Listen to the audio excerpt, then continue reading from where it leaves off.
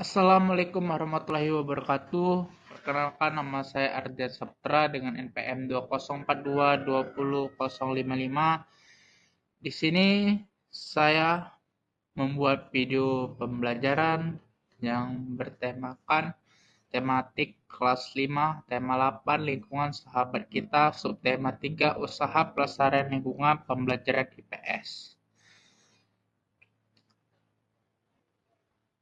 Kita lihat gambar di sini. Apa tujuan dari kegiatan pria di gambar di bawah ini? Yang dimana kita ketahui, kegiatan penanam pohon bertujuan menghijaukan lingkungan dengan tanaman berdaun hijau. Dan apa sih manfaat dari kegiatan pria di gambar di bawah ini? Manfaatnya adalah membuat lingkungan menjadi asri, memanfaatkan lahan tidur, jika pohon. Selanjutnya, ketersediaan air. Kita tahu, ketersediaan air sangat penting bagi kehidupan manusia. Berbagai upaya dapat kita lakukan untuk menjamin ketersediaan air bersih. Apa syarat air yang layak kita gunakan sebagai air minum dan untuk memasak? Syarat-syarat air yang layak digunakan sebagai air minum dan untuk masak adalah air yang layak digunakan sebagai air minum dan untuk masak harus jernih, tidak berasa, dan tidak berbau. Dan apakah kalian tahu bagaimana kualitas air yang dapat digunakan untuk mencuci pakaian? Kualitas air yang dapat digunakan untuk mencuci pakaian adalah untuk mencuci pakaian.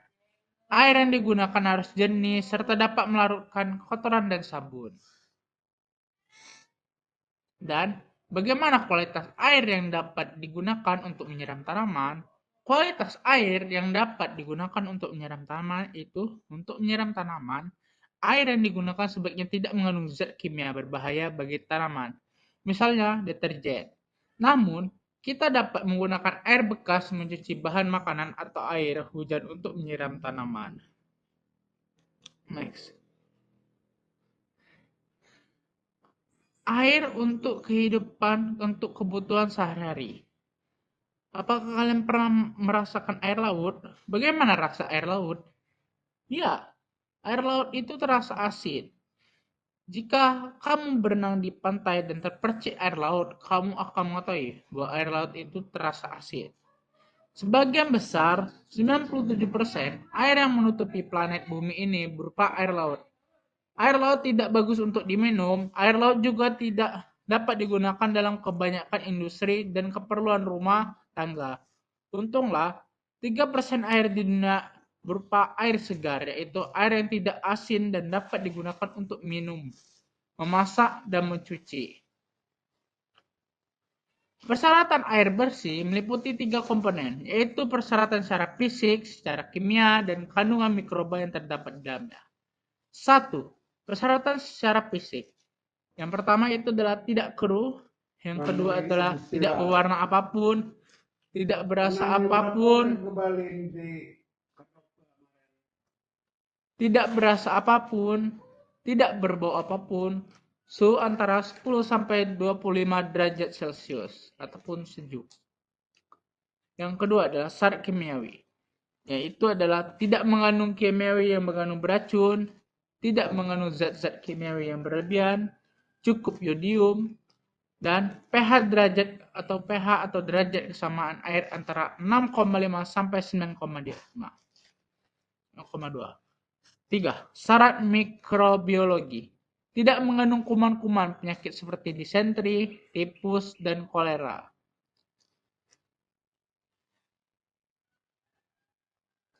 Masyarakat memerlukan air dalam yang sangat besar. Air yang akan digunakan diambil dari sungai-sungai terdekat atau sumber-sumber air lainnya seperti sumur. Air dari sungai dan sumber-sumber air dialirkan dan disimpan dalam tangki penampungan yang sangat besar. Tangki penampungan berisi air ditambahkan sejumlah kecil gas klorin untuk membunuh kuman berbahaya. Selanjutnya, air dipompa melalui pipa bawah tanah menuju ke rumah-rumah penduduk. Air inilah yang digunakan untuk keperluan sehari-hari masyarakat. Sumber air lainnya dapat dari penggalian tanah. Lubang penggalian ini dinamakan sumur. Masyarakat membuat sumur sebagai sumber air untuk keperluan sehari-hari. Dahulu, orang menggunakan timba untuk mengambil air dari sumur. Namun, sekarang kita dapat menggunakan pompa air bertenaga listrik. Dengan pompa itu, air dialirkan ke atas melalui pipa menuju ke bak penampungan air. Kamar mandi, dapur, dan tempat-tempat lain di rumah. Sumbernya yaitu dari Young Scientist tahun 1994, All About Water, Chicago World Book in catatanKimia.com. Nah, untuk kalian semua, apakah kalian tahu informasi apa yang dapat kamu temukan pada teks air untuk kebutuhan sehari-hari? Tulislah dalam bentuk peta pikiran berikut. Di sini saya sudah membuat peta pikiran materi kita tadi, air untuk kebutuhan sehari-hari. Ini adalah mind map ataupun peta pikiran, di mana air untuk kebutuhan sehari-hari berkepentingan